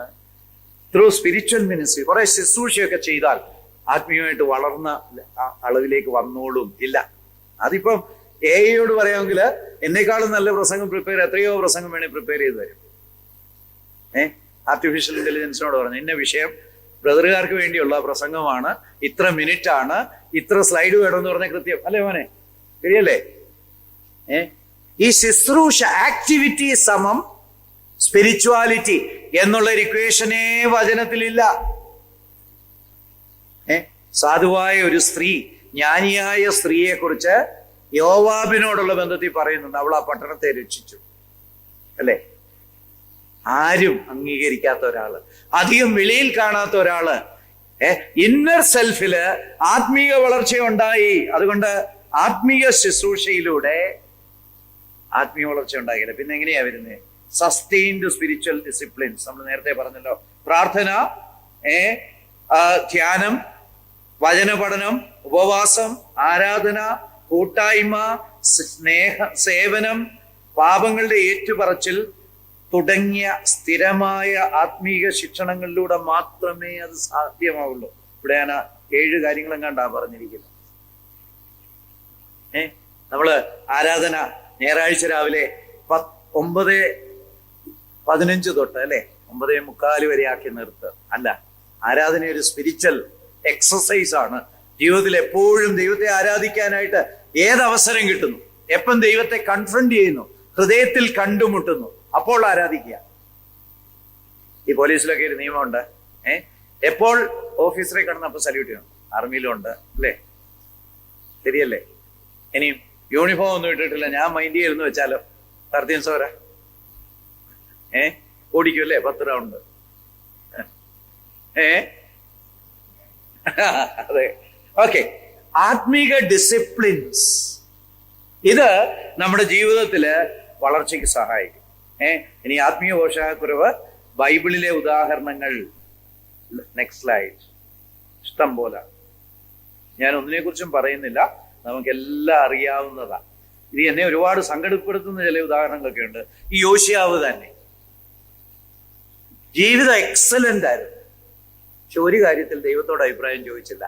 ഫറവോൻ നെഖോ യുദ്ധത്തിന് വന്നപ്പം ഞാൻ ഇവനോട് യുദ്ധത്തിന് പോകണോ എന്നൊരു ചോദ്യം ചോദിക്കുന്ന വിട്ടുപോയി, തട്ടിപ്പോയി. അതോടെ ദൈവം തന്റെ ചില കാര്യങ്ങൾ ഫറവോൻ നെഖോയിലൂടെ ചെയ്തുകൊണ്ടിരിക്കുകയായിരുന്നു. അസീരിയൻ കിങ്ഡത്തെ തകർക്കാനായിട്ടുള്ള ആദ്യത്തെ പടിയായിരുന്നു ഫറവോൻ നെഖോയും അസീര്യക്കാരും അശൂര്യരും കൂടെ ഉള്ള യുദ്ധം. എന്നിട്ട് ഈ അസീര്യരെ തകർക്കണം, അത് കഴിഞ്ഞ് ബാബിലോന്യർ വരണം, ബാബിലോന്യർ വന്ന് ഇസ്രയേലിനെ കീഴടക്കണം. അങ്ങനെ 70 വർഷം കഴിയണം, പിന്നീട് ഇസ്രയേൽ വന്ന് പുനഃസ്ഥാപിക്കണം. ദൈവത്തിനൊരു സ്കെഡ്യൂൾ ഉണ്ടായിരുന്നു, ഒരു സമയപ്പട്ടിക ഉണ്ടായിരുന്നു. അതനുസരിച്ച് ദൈവം ചെയ്യാനായിട്ടാണ് ഫറവോൻ നെഖോയെ വിട്ടത്. ഇവൻ ചാടിക്കേറി യുദ്ധത്തിന് പോകേണ്ട ആവശ്യമില്ലായിരുന്നു. യോശിയാവിനോട് തന്നെ എത്രയോ പ്രവാചകരും പ്രവാചകികളും ഒക്കെ സംസാരിച്ചിട്ടുണ്ട് അല്ലേ? ചോദിക്കാമായിരുന്നു. ഇപ്പൊ നമ്മൾ ഓർത്തിരിക്കേണ്ടത്, ബൈബിളിൽ പറഞ്ഞിട്ടുള്ള കാര്യങ്ങൾ പോലും യോശിയെ വളരെ സങ്കടം അല്ലേ? യോശിയുടെ ജീവിതത്തിൽ ഒരു തെറ്റ് നമ്മൾ കാണുന്നുണ്ട്. എന്തുവാ? അവിടുത്തെ ജാതിക്കാരുമായിട്ട് നിയമം ഉണ്ടാക്കി. അവിടെ പ്രത്യേകം പറഞ്ഞിട്ടുണ്ട്, ദൈവത്തോട് ആലോചന ചോദിച്ചില്ല. ഈ ദൈവം തന്നെ മുന്നമേ മോശയോട് പറഞ്ഞതാണ്, ആ ദേശത്തെ ജാതിക്കാരുമായിട്ട് നീ ബന്ധം കൂടരുത്. ആ വചനം ഉള്ളിലേക്ക് പോകാതെ, ആ വചനം അനുസരിച്ച് ഒരു തീരുമാനമെടുക്കാതെ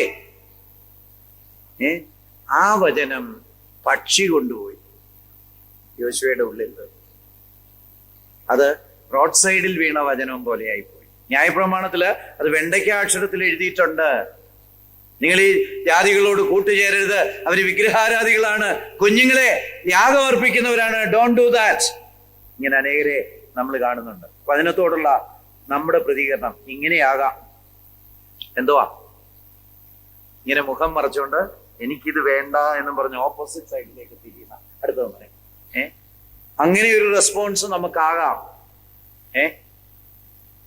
വേണ്ട, റോഡ് സൈഡിലെ വിത്ത് പോലെ അവിടെ കിടന്നോട്ടെ, ആരെങ്കിലും എടുത്തോണ്ട് പോകട്ടെ അല്ലേ?